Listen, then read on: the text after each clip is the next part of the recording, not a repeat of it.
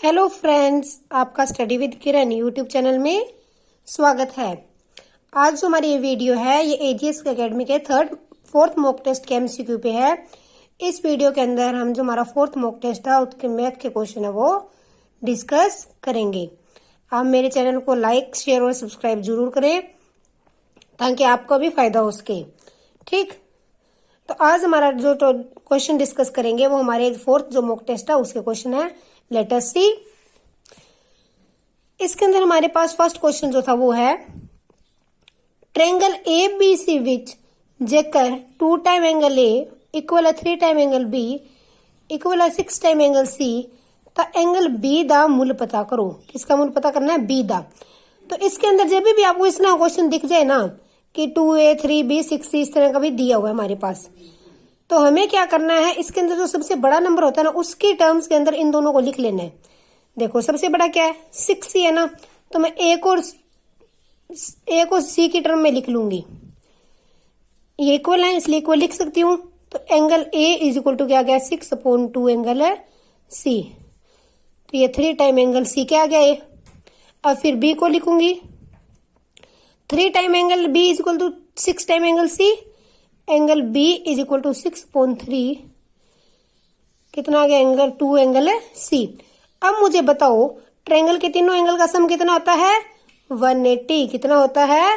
180। तो अब देखो angle A plus angle B plus angle C कितना होगा? 180। एंगल ए की वैल्यू क्या है मेरे पास? 3 टाइम एंगल सी। बी की वैल्यू क्या है? 2 टाइम एंगल सी। और सी की वैल्यू क्या है? C is equal to 180। 6 time angle C is equal to 180। Angle C is equal to 180/6 30। मेरे पास एंगल सी कितना आ गया? 30। निकालना क्या था मुझे? एंगल है बी निकालना क्या है मुझे? एंगल है बी। ठीक, अब देखते हैं एंगल बी क्या आएगा। Angle B is equal to 2 into angle C. 2 into 30 कितना आ गया? 60। तो मेरे पास इसकी वैल्यू क्या आ गई? 60। देखो जब भी इक्वल में इस तरह से एंगल दे दिए जाए तो सबसे बड़े एंगल की टर्म में बाकी दोनों छोटे एंगल्स को लिख लेना है। ओके, फिर जो है ट्रायंगल की एंगल सम प्रॉपर्टी लगा दी कि भाई हमारे तीनों एंगल का सम कितना होता है? 180। कितना होता है? 180। ओके, तो ये फर्स्ट क्वेश्चन इस तरह से करना था। अब सेकंड क्वेश्चन देखो, कहता एक त्रिकोणीय फट्टी दे 13 सेंटीमीटर 14 सेंटीमीटर और 15 सेंटीमीटर पासे है। इसनु रंग करन दा मूल्य 5 रुपए प्रति सेंटीमीटर दी दर नाल है, तो कितने रुपीज लगेंगे? तो इसके लिए पहले मुझे इसका एरिया फाइंड करना पड़ेगा। क्या करना पड़ेगा? एरिया फाइंड करना पड़ेगा। अब तीनों साइड दिए तो कौन सा फार्मूला लगाएंगे? हीरोज फार्मूला लगाएंगे। हीरोज फार्मूला के लिए पहले एस निकालते हैं। एस क्या होता है? सम ऑफ साइड अपॉन 2। ये होता है ना, ये आ गया 32/2 इज इक्वल टू 16। कितना आ गया मेरे पास? 16। एस आ गया 16। एरिया क्या होता है? रूट के अंदर S minus A S minus B and S minus C, यही होता है ना। ये बन गया 16 इंटू 3 इंटू 2 इंटू 1। 4 बाहर निकल गया, अंदर रह गया √6। ठीक, तो ये मेरे पास क्या आ गया? इस ट्रायंगल का एरिया जो है मेरे पास इतना आ गया। ठीक, अब कहते 1 मिनट, यहाँ पे हमने गलत लिख लिया, 42 बनना था। ठीक है, इनका एडिशन 42 बन रहा है। 42/2 करेंगे कितना बनेगा? 21। तो यहाँ सारी जगह 21 कर लेना। 21 माइनस 14। ओके, तो अब देखो क्या बनेगा। ये बना 21 इंटू 21 माइनस 13 करेंगे 8। 21 माइनस 14 7। 21 माइनस 15 6। अब इसको फैक्टर में लिख लेंगे। 7 इंटू 3 2 2 2। 7 इंटू 3 इंटू 2 सभी के प्राइम फैक्टर लिख लिया। अब देखो जो 2 बार उसको 1 बार बाहर निकाल लिया। 1 7 बार आ गया एक 3 बाहर आ गया, एक 2 बाहर आ गया और एक 2 इनमें से बाहर आ गया। तो कितना बना ये? 84। कितना बना? 84। तो मेरे पास एरिया तो आ गया 84। कितना आ गया एरिया? 84। अब उसने मुझे कहा कि 5 रुपए प्रति सेंटीमीटर की दर से पेंट करना है, 5 रुपए। तो कितना पेंट का रुपीज कितने लगे? 84 इंटू 5। जितने रुपीज से बोला एरिया को उस रुपीज से मल्टीप्लाई कर देना है। ये कितना आ गया मेरे पास? 420। कितना आ गया? 420। तो कितने रुपीज आ गए इसके? 420 रुपीज। तो इसकी बी ऑप्शन हमारे पास क्या होगी? करेक्ट। ठीक, अब नेक्स्ट क्वेश्चन देखते हैं। क्रिकेट मैच विच एक बैट्समैन 30 बालां खेड के सीमा ਨੂੰ 6 बार हिट करता है। 30 बॉल्स में 6 बार सीमा बाउंड्री को हिट करता है। उसकी सीमा ਨੂੰ ना हिट करने की संभावना क्या है? उसको ना हिट करने की, अब देखो आपको मैंने बताया था, पहले इसकी हिट करने की निकालती हूँ। हिट करने की कितनी है? Probability of hit 6.30 1/5। इसने मुझे पूछा ना हिट करने की। मैंने क्या कहा था? अगर हिट करने की दी हो और ना की निकालनी हो तो क्या करते हैं? 1 माइनस हिट करने की प्रोबेबिलिटी। ये बताया था ना, कोई भी इवेंट ना होने की संभावना किसके बराबर होती है? 1 माइनस उसके होने की संभावना। तो हिट ना करने की संभावना क्या होगी? 1 माइनस उसने हिट करने की संभावना। कितना आएगा? 1 माइनस 1/5। यह आ जाएगा 5 माइनस 1/5, 4/5। कितना आ जाएगा? 4/5। ठीक, तो इसके ऑप्शन डी करेक्ट होगी। अब नेक्स्ट क्वेश्चन देखते हैं। कहते हैं वाई एक्सिस ते एक्स एक्सिस तो पंज वाई एक्सिस दे मतलब उसके ऊपर, ये है मेरा वाई एक्सिस, ये है एक्स एक्सिस। ठीक, कहता वाई एक्सिस के ऊपर है, इस एक्सिस के ऊपर है। एक्स एक्सिस तो 5 यूनिट दूरी पे हेटा कि एक्स एक्सिस से 5 यूनिट दूरी पे है। यहां पे एक पॉइंट है। ठीक, तो उसके कोऑर्डिनेट क्या होंगे? अब देखो, जब भी आपको कह दे कि पॉइंट वाई एक्सिस के ऊपर है, इट मीन्स उस पे एक्स तो क्या है? 0 है। या तो ये ऑप्शन होगी या ये होगी कि एक्स 0। इनमें ना एक्स पहला होता है तो एक्स 0 होगा। जब भी वाई एक्सिस पे पॉइंट कह दे, एक मिनट, जब भी हमें कह दे कि पॉइंट वाई एक्सिस पे है तो एक्स हमारा किसके इक्वल होगा? 0 के इक्वल। ठीक, अब वाई देखते हैं। वाई क्या है? वाई क्या नीचे की तरफ है। कहता हेटा है। हेटा बोला मतलब नीचे। नीचे क्या होते हैं? Negative number. तो इसके ऑप्शन क्या उनसे करेक्ट होगी? डी, 0 और -5। ठीक, अगर पॉइंट कह दे एक्स एक्सिस पे है तो वाई 0 होता है, और वाई एक्सिस पे कह दे तो उसमें एक्स जो है हमारा वो 0 होता है। ठीक, और हेटा का है तो हेटा क्या होता है? नेगेटिव होता है। तो इसके ऑप्शन कौन सी करेक्ट होगी? डी ऑप्शन हमारे पास करेक्ट हो गई। नेक्स्ट क्वेश्चन देखते हैं। 5th क्या कहता है? 5th क्वेश्चन कहता है कि देखो, 2 ਸ਼ੰਕੂਆਂ ਦੇ ਆਇਤਨ ਦਾ ਅਨੁਪਾਤ 2:3 ਹੈ ਅਤੇ ਉਹਨਾਂ ਦੇ आधार ਦੇ अर्धव्यसन ਦਾ अनुपात 1:2 है। ऊंचाइयों का अनुपात पता करो। इंग्लिश में बताती हूँ कि 2 कोन्स है, 2 कोन्स है, उनके वॉल्यूम का रेशियो 2:3 है और उनके रेडियस का रेशियो जो है 1:2 है। तो उनके जो हाइट का रेशियो पता करना है। अब देखो, पहले मुझे कोन के जो है वॉल्यूम का फॉर्मूला पता होना चाहिए। ठीक, कोन के वॉल्यूम का फॉर्मूला हमें पता होना चाहिए। कोन के वॉल्यूम का फॉर्मूला क्या होता है?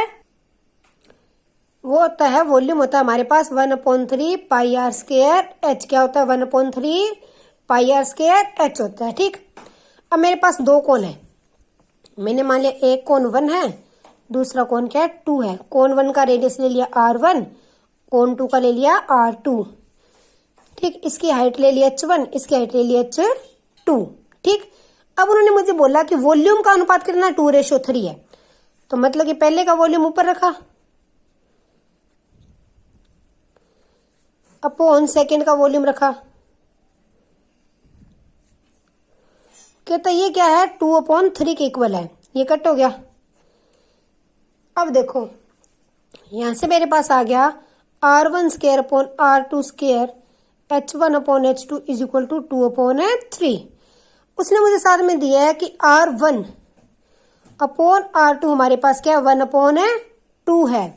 क्या है? 1/2 है। अब यहां से देखो, इनको क्रॉस मल्टीप्लाई किया तो मेरे पास R2 की वैल्यू क्या आ गई? 2R1। R2 की जगह क्या फिल कर सकती हूँ मैं, 2R1 फिल कर सकती हूँ। तो R1 स्क्वायर H1 अपॉन यहाँ पे 2R1 फिल किया तो क्या हो गया 4R1 square H2 is equal to 2/3। ये कैंसिल हो गया। H1 upon 4H2 is equal to 2/3। ठीक, ये 4, इसको 4 को यहाँ से मैंने खत्म करना है। तो H1 upon H2 is equal to क्या आ गया, 1 मिनट, 8/3। कितना आ गया 8/3। तो हमारी हाइट्स का रेशियो कितना आ गया 8:3। कितना आ गया 8:3। ठीक, उन्होंने मुझे इन दोनों का वॉल्यूम का रेशियो दिया हुआ था, मैंने R1 और R2 की वैल्यू 1 में फाइंड कर ली और मेरे पास हाइट्स का जो रेशियो है वो आ गया। तो इसका आंसर कितना आ गया 8:3।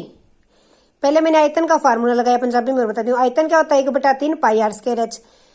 मैंने पहले कौन का रेडियस मान लिया R1 और हाइट मान लिया H1, दूसरे का मान लिया R2 और H2। उन्होंने मुझे कहा आयतन का अनुपात मतलब पहले का आयतन अपॉन दूसरे का आयतन 2/3 के बराबर है। जब इसको सोल्व किया तो ये इक्वेशन बन गई।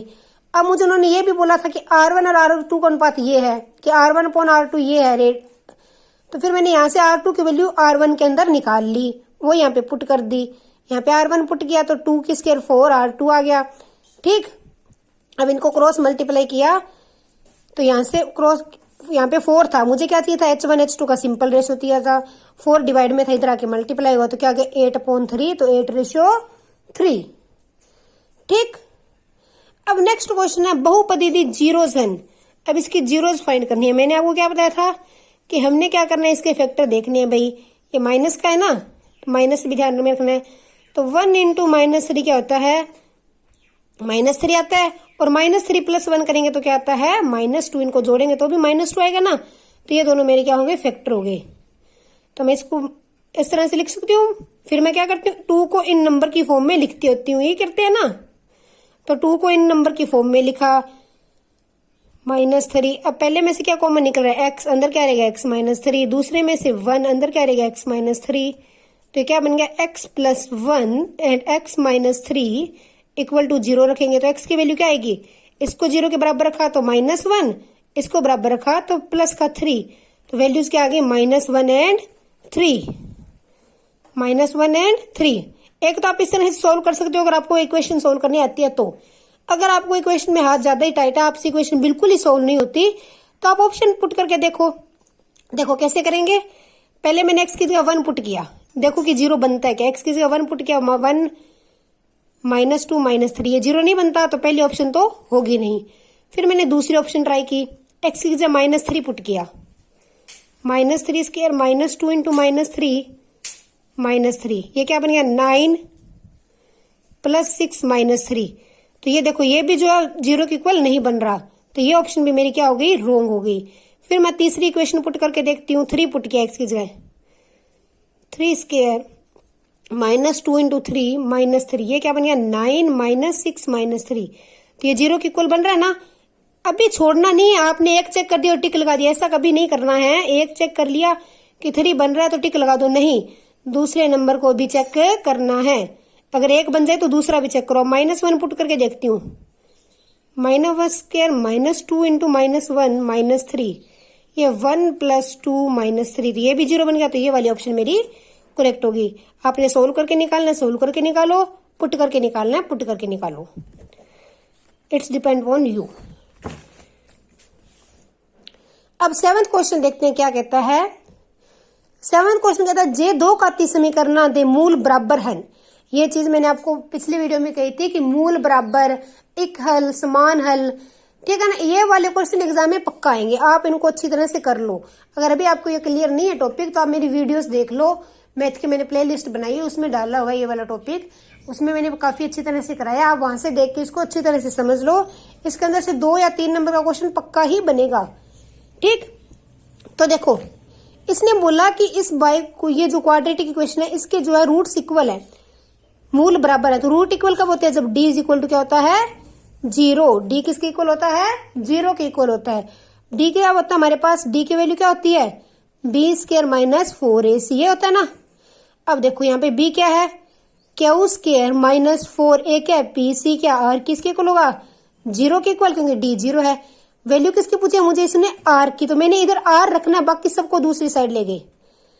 -4ER इक्वल टू के square, r is equal to minus भी इधर ले आऊंगी, क्यू स्क्वायर अपॉन 4p। तो आर की वैल्यू क्या आ गई मेरे पास? एक मिनट, इधर आके माइनस होगा तो माइनस से माइनस कैंसिल हो जाएगा, माइनस से माइनस कैंसिल हो गया। तो 4PR इज इक्वल टू क्या आ गया? Q square. R is equal to क्या आ गया? Q square upon 4p। तो इसकी ऑप्शन क्या आ गई? Q square upon 4p। ठीक, मैंने अपना रिजल्ट लगाया कि बी स्क्वायर माइनस 4AC क्या आता है? 0। ओके, तो इसकी ऑप्शन कौन सी करेक्ट होगी? सी ऑप्शन करेक्ट होगी, क्यू स्क्वायर अपॉन 4p। अब नेक्स्ट क्वेश्चन देखते हैं। जे एपी दा कहता जे एपी दा चौथा पद 14 है अते 12वां पद 70 है, पहला पद है। देखो एपी का कौन सा पद दिया? चौथा पद। कौन सा पद दिया है? चौथा पद। क्या कहता है? एपी का चौथा पद, मतलब चौथा पद क्या होता है? A+3D, कहता 14 है। और 12वां पद क्या होता है? A+11D, कहता 70 है। ओके, अब देखो कहते पहला पद फाइंड करना है, मैं इनको सब्ट्रैक्ट कर देती हूँ। जब मैंने इनको सब्ट्रैक्ट किया तो कैंसिल हो गया, ये आ गया -8D is equal to -56, minus से minus cancel, D is equal to 56 upon 8, 7। D की वैल्यू क्या आ गई? 7। निकालनी किसकी है मुझे? A की। पहला पद क्या होता है? A। ठीक, अब देखो A निकालना, तो पहली इक्वेशन में मैं वैल्यू पुट करती हूँ D की। A into 3 + 7 is equal to 14, A + 21 is equal to 14, A is equal to 14 minus 21, तो कितना आ गया? -7। तो इसकी करेक्ट ऑप्शन क्या होगी? -7। ठीक, अब नेक्स्ट क्वेश्चन देखते हैं। ये भी लीनियर इक्वेशन का क्वेश्चन है। क्या कहता है? जे दो रेखिक समीकरण दा आलेख एक दूजे नु कट्टे। क्या कहता है कि जे दो रेखिक समीकरण दा आलेख एक दूसरे को काटे तो क्या होता है समीकरणों का हल?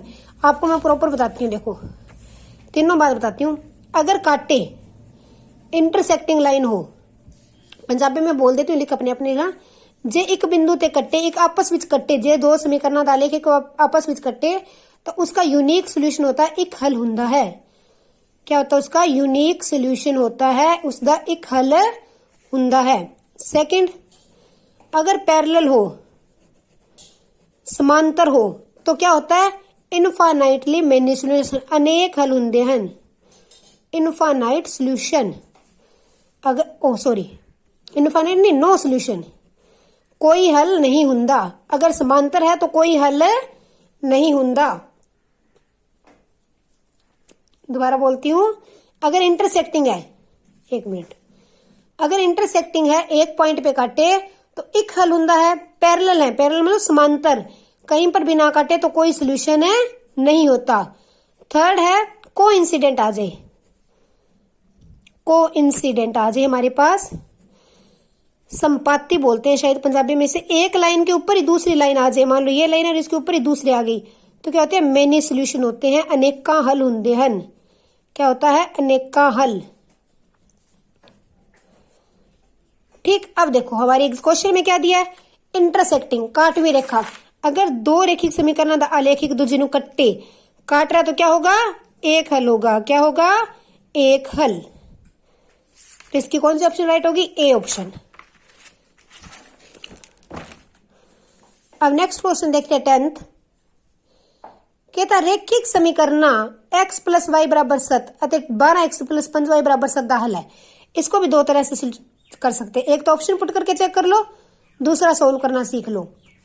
देखो ऑप्शन पुट करके देखते हैं। पहले मैंने पहली ऑप्शन पुट की, x की जगह 4 किया, y की जगह 11 किया, तो 7 आ रहा है?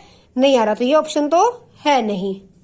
दूसरी ऑप्शन पुट की, x की जगह -4 किया, y की जगह 11 किया, तो क्या आ रहा है? 7। तो ये पहली इक्वेशन को तो सेटिस्फाई कर रही है, यहीं पे टिक नहीं कर देना, दूसरी में भी चेक करना है। दूसरी में चेक किया, 12 × -4 + 5 × 11, ये आ गया 48 माइनस का +55, तो किसके इक्वल आ रहा है? 7 के इक्वल आ रहा है ना? 7 के इक्वल, तो दोनों को सेटिस्फाई करें, इसका मतलब हमारी ये वाली ऑप्शन क्या हो गई? करेक्ट हो गई। क्या होगी? ये वाली ऑप्शन करेक्ट। दूसरा तरीका इसको इस तरह से कर सकते हैं, सोल्व कर लेते हैं। एलिमिनेशन मेथड लगाती हूँ मैं, एक नंबर सेम कर लेती हूँ। मैं नीचे वाली इक्वेशन को 5 से मल्टीप्लाई कर देती हूँ। इसको 5 से मल्टीप्लाई किया तो 5x plus 5y is equal to 35, subtract किया 7x is equal to minus का 28, x इज इक्वल टू क्या आ गया -4, x -4 आ गया। यहाँ पे वैल्यू पुट करेंगे x की, -4 plus y is equal to 7, y is equal to 7 plus 4 11, तो इसकी वैल्यू क्या आ गई -4 एंड 11, बी ऑप्शन। ठीक, तो जैसे आपको इजी लगे वो तरीका आपने अप्लाई कर लेना है, चाहे ऑप्शन पुट कर लो चाहे सोल्व कर लो। अब नेक्स्ट क्वेश्चन देखते हैं। नेक्स्ट भी दो तरह से कर सकते हैं, लेकिन नेक्स्ट को सोल्व करके करोगे ज्यादा बेटर रहेगा। कहते एक आदमी को कुछ बतका थे कुछ घोड़े हैं, जे अक्का 120 ते लत्ता 170 होन, आइज कितनी है 120 और लेग्स कितनी है 170 होन, तब बतका की संख्या है।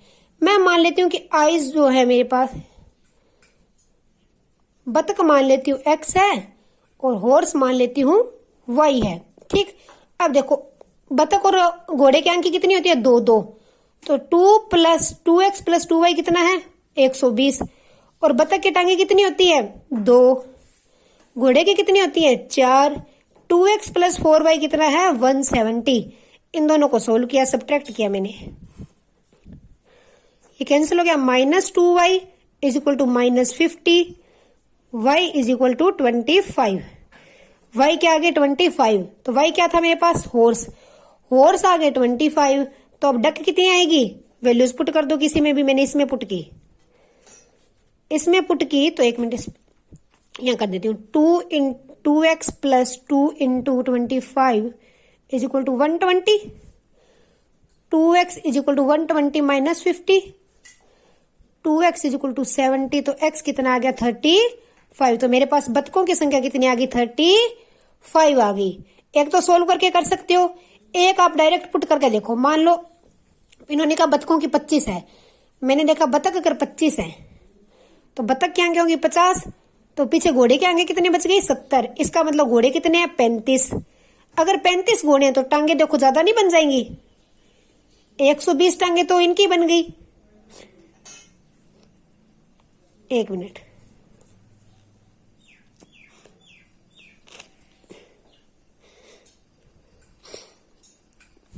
हाँ देखो अगर बतखें 25 है, बतख कितनी है 25, तो उसकी आंखें कितनी होगी 50, तो इट मीन्स घोड़े की आंखें कितनी होगी 70, 70 का हाफ किया 35, घोड़े कितने होंगे 35। अब देखो घोड़े के टांगे कितनी होती है 4, तो ये 140 बन गया, घोड़े की टांगे 140 बन गई, हमारे पास 30 है। अब बतखी की टांगे कहाँ गई, बतख की 100 टांगे बन रही थी कहाँ गई, तो पहली ऑप्शन क्या होगी रॉन्ग होगी। दूसरी पुट करके देखती हूँ, मान लेते हैं बतख 35 है, तो बतख की आंखें होगी 70, तो पीछे कितनी आंखें बच गई 50, तो घोड़े की कितनी होगी संख्या 25 होगी, घोड़े 25 है 24, इसकी टांगे देखी 100 और बतख की 70 टांगे तो 170 बन रहा है, तो ये ऑप्शन मेरी करेक्ट हो जाएगी। ज्यादा अच्छा आप इसको प्रॉपरली सोल्व करके देखो। ठीक, आंखें 2 होती हैं, बतख के आगे 2 लगाया, बतख के टांगे भी 2 होती है 2 लगाया 120, घोड़े के 2 आंखें होती हैं 4 टांगे होती है 170, तो इस तरह से इसको हमने सोल्व कर लिया। अब नेक्स्ट क्वेश्चन देखते हैं। कहता एपी दे किन्ने पदान नु लेन लाल योग 636 बनेगा, कितना बनेगा योग 636। अब इसको भी 2 तरीके से सोल्व कर सकते हैं, एक प्रॉपरली इक्वेशन लगा के, दूसरा ऑप्शन उठा के। पहले बताती हूँ ऑप्शन उठा के। मान लेते हैं 12 पदों से बनता है, n बराबर 12 है, तो देखते हैं सम इसका 12 से कितना बनता है, a कितना है 9, d कितना है मेरे पास 8। अब देखो SN देखते हैं, 12 टर्म का क्या होता है n/2 2a प्लस n-1 क्या 11 इंटू डी कितना है 8, ये आ गया 6 इंटू 18 प्लस 88, 6 इंटू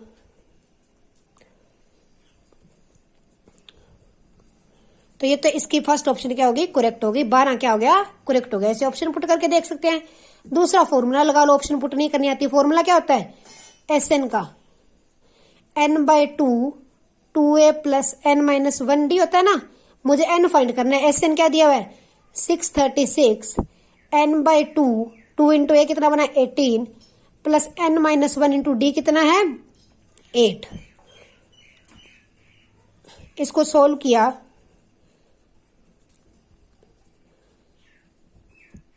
ये आ गया 636 into 2 is equal to 18n, sorry 10n square, 10n n अंदर मल्टीप्लाई किया प्लस 8n स्केयर। अब इसको सोल्व कर लेना, इसको सोल्व करेंगे तो हमारा सोल्यूशन आ जाएगा, इनकी कुछ वैल्यू आ जाएगी, तो वो क्या आएगी 12 आएगी। सोल्व कर लेते हैं, चलो ये बना 8n square plus 10n minus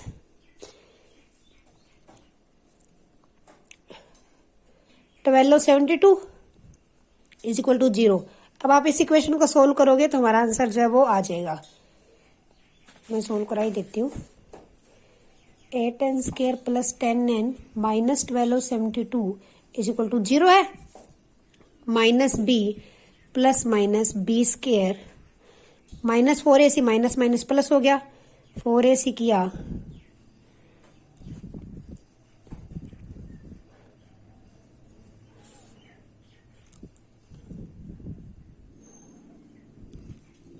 four 6 10 7 10 4 कितना आ गया 40704 upon 16 minus 10 plus minus 40804 upon 16।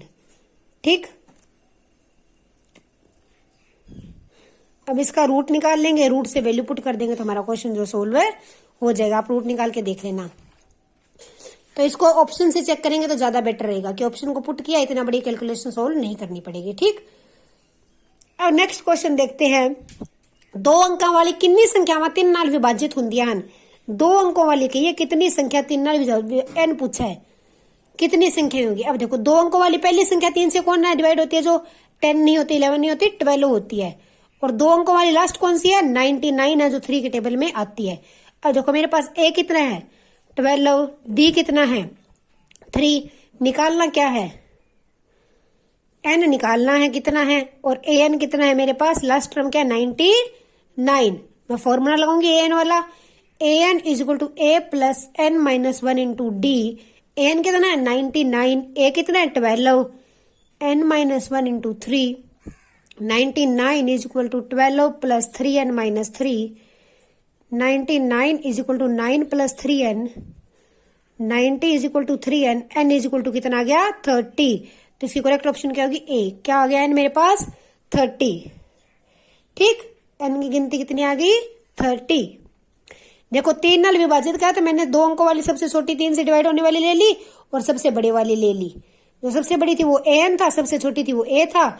d मुझे पता है 3 ही होगा क्योंकि जो 3 से टेबल में डिवाइड होती है उनकी कॉमन डिफरेंस क्या होता है 3। अब नेक्स्ट क्वेश्चन क्या कहता है, एक न्यून कोण का पूरक कोण होएगा। पूरक कोण क्या होता है, जिसका सम 90 बने, उसे कहते हैं ना पूरक, जिसका सम 90 बने। अब देखो न्यून कोण क्या होता है एक्यूट एंगल। अब 90 चाहिए तो एक्यूट एंगल में कौन सा एंगल जोड़ेंगे तो 90 आएगा, एक्यूट में एक्यूट ही जोड़ेंगे तो ये आएगा ना न्यून कोण में। अगर अधिक कोण जोड़ दिया तो 90 से बड़ा हो जाएगा, अगर सरल कोण जोड़िए तो 180 हो जाएगा, सम कोण जोड़ दिया तो वो भी 90 से बड़ा हो जाएगा क्योंकि एक न्यून कोण है उसमें सम कोण जोड़ दिया, कुछ तो वैल्यू आएगी ना। तो एक न्यून कोण के अंदर अगर न्यून कोण और जोड़ेंगे तो वो क्या होगा पूरक कोण बनेगा। क्या बनेगा पूरक कोण।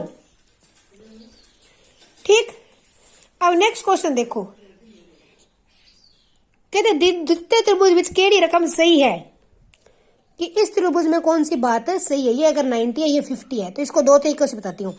अगर हमारी इस तरह की ऑप्शन हुई तो बिल्कुल इजीली हो जाएगा, कोई रूल याद करने की लोड ही नहीं है। देखो इन्होंने पहले ऑप्शन दी कि KL LM से बड़ा है, KL LM से बड़ा है, ये इससे बड़ा है, इसके बारे में हमें कुछ नहीं पता, एक बार इसको छोड़ दिया। मैंने दूसरे ऑप्शन चेक की, कहता KM KL से, KM क्या है ये कर्ण है ना, हाइपोटेनियस बन रहा है, कहता KL से छोटा है, इससे छोटा, ये तो बात हो नहीं सकती, हाइपोटेनियस तो सबसे बड़ी भुजा होती है। तो पहली ऑप्शन क्या, ये सेकंड ऑप्शन क्या होगी रोंग। फिर कहता KM जो LM से छोटा है, KM हाइपोटेनियस कहता बेस से छोटा है। एक मिनट, क्या कहता है, हाइपोटेन्यूज जो वो बेस से छोटा है, ये बात भी नहीं हो सकती। थर्ड कहता है कि के एल और एल एम का जोड़, दो भुजाओं का जोड़ तीसरी भुजा से छोटा है। ये तो ट्रायंगल में पॉसिबिलिटी नहीं होती कि दो भुजाओं का जोड़ तीसरी भुजा से छोटा हो जाए।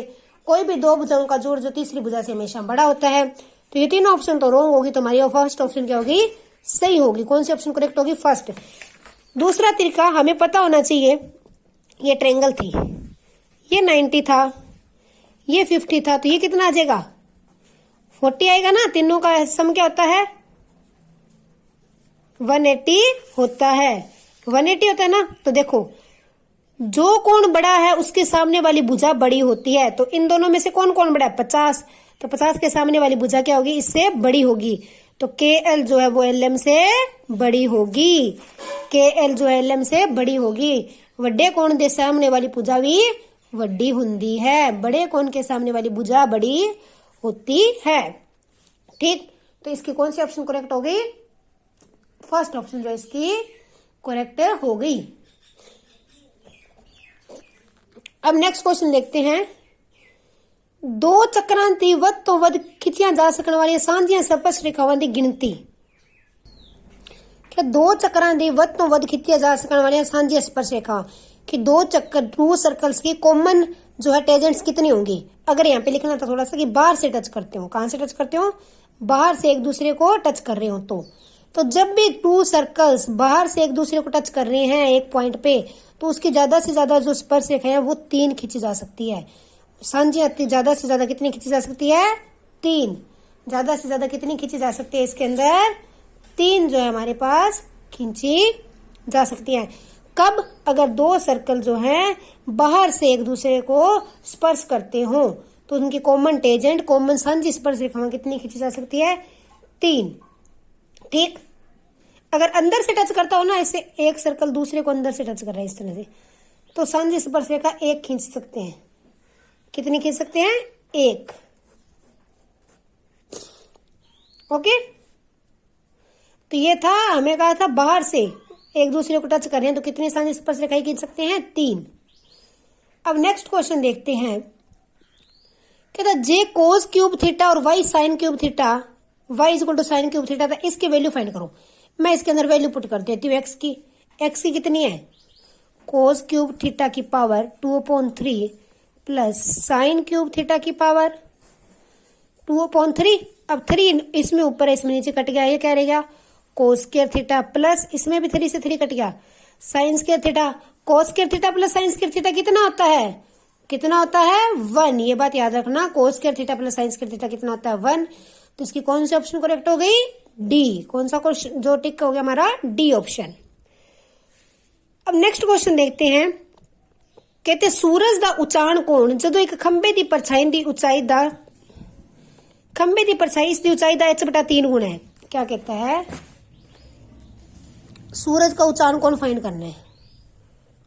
मान लो इधर से पढ़ रहा है, एक तरह से मुझे ये वाला एंगल फाइंड करना है। कहता है ये कितना होगा, अगर इसकी परछाई, इसकी ऊंचाई की, ऊंचाई क्या h है, तो इसकी h√3 गुना है। मान लो ऊंचाई x है तो इसकी h√3 गुना है, मतलब इसके इतने गुना है। एक मिनट, अगर ऊंचाई h है, कहता खंबे दी परछाई इसकी ऊंचाई दा h√3 गुना है। अगर खंबे दी ऊंचाई h है तो उसकी परछाई क्या है, h√3 है। कितनी h√3 है। ठीक, मुझे एंगल फाइंड करना है।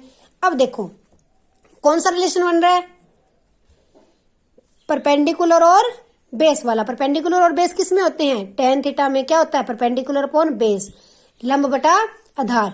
अब मुझे tan पता करना है, थीटा मुझे पता करना है कितना है, ये कितना है h, ये कितना है h/√3, कट गया 1/√3। अब tan थीटा की वैल्यू 1/√3 कब होती है, को 30 पे होती है। किस पे होती है, 30 पे। तो कोण कितना आ गया मेरे पास, 30 डिग्री। कितना आ गया, 30 डिग्री। ये जो ट्रिग्नोमेट्री वाला चैप्टर है ना, मैंने बहुत कंप्लीटली एक्सप्लेन किया 10th के हिसाब से। उसके अंदर से बाहर कोई क्वेश्चन नहीं आएगा, आप वो वीडियो अच्छी तरह से देख लेना। उसके अलग से वीडियो बनाई हुई है मैंने, उसमें आपको ट्रिक भी बताई हुई है, ये सारे क्वेश्चन सोल्व करने का तरीका बताया हुआ है। तो मेरे पास एंगल कितना आ गया इसमें, 30 degree. B option is the correct answer. अब नेक्स्ट क्वेश्चन देखते हैं 19th। कहते हैं एक लंब चक्री वेलन, एक वेलन है जिसकी ऊंचाई 14 सेंटीमीटर है, हाइट कितनी है 14 सेंटीमीटर। अतः सतह का क्षेत्रफल दिया हुआ है मुझे, इन्होंने जो है सरफेस एरिया दिया हुआ है 88 सेंटीमीटर स्क्वायर। इसने पूछा आधार दा अर्धव्यास पता करो, आर पता करना है। अब मैं इसमें सरफेस एरिया का फॉर्मूला लगाऊंगी, ठीक, सरफेस एरिया का फॉर्मूला लगाऊंगी और उससे मेरे पास ये जो है रेडियस जो वो आ जाएगा। ओके, तो हम देखते हैं क्या आता है। तो सिलेंडर का सरफेस एरिया का फॉर्मूला क्या होता है 2 पाई आर एच, यही होता है ना। कर्व सरफेस एरिया का फॉर्मूला क्या होता है 2 पाई आर एच, यही होता है। तो इसकी वैल्यू भर देंगे। मेरे पास क्या 88 is equal to 2 pi r दिया नहीं हुआ, एच कितना है 14, तो ये बन गया 88 is equal to 44 into 14 into r by 7, ये कट गया। 88 इज इक्वल टू क्या आ गया 88 है आर, तो आर की वैल्यू क्या आ गई 1। तो मेरे पास रेडियस कितना है इसका 1 सेंटीमीटर। रेडियस कितना आ गया 1 सेंटीमीटर। मैंने क्या किया फॉर्मूला लगा दिया, फॉर्मूले में जो वैल्यूज दी थी वो सब पुट कर दी, तो जो नहीं पता था उसकी वैल्यू मेरे पास आ गई। कितना आ गया रेडियस 1 सेंटीमीटर। नेक्स्ट क्वेश्चन है, कहते एक अर्ध चक्कर का क्षेत्रफल 308 सेंटीमीटर स्क्वायर है। अर्ध चक्कर का क्षेत्रफल, चक्कर का क्षेत्रफल कितना होता है, एरिया ऑफ सर्कल कितना होता है 300 पाई आर स्क्वायर होता है। तो सेमी सर्कल का एरिया क्या होगा, अर्ध चक्कर का क्षेत्रफल क्या होगा पाई आर स्क्वायर अपॉन 2 होगा। ये फॉर्मूला होगा ना।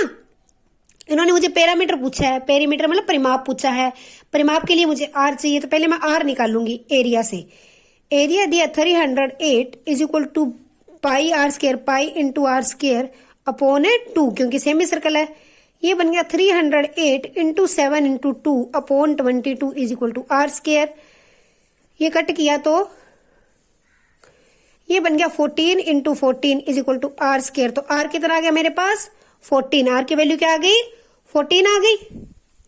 ठीक, अब मुझे उसका परिमाप निकालना है। सेमी सर्कल है तो परिमाप क्या होगा, फुल सर्कल क्या होता है 2 पाई आर, सेमी का क्या होगा पाई आर, तो क्या बनेगा 22/7 इंटू 14, तो कितना आ गया 22 इंटू 2 44। इसके ए ऑप्शन जो करेक्ट होगी कितना आ गया 44।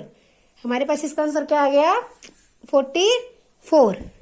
ठीक, मैंने आर निकाल लिया, 14 आया था, फॉर्मूला लगा दिया पैरामीटर का पाई आर। 2 क्यों नहीं लगा, क्योंकि ये सेमी सर्कल है, अर्ध चक्कर है। तो ये आज के हमारे 4th मॉक टेस्ट के जो 20 क्वेश्चन है वो कंप्लीट हो गए। आप वीडियो को लाइक और शेयर जरूर करें, चैनल को भी प्लीज सब्सक्राइब कर दें ताकि आपको भी हमारी जो हर टॉपिक की वीडियो है मिल सके। Thanks and have a nice day.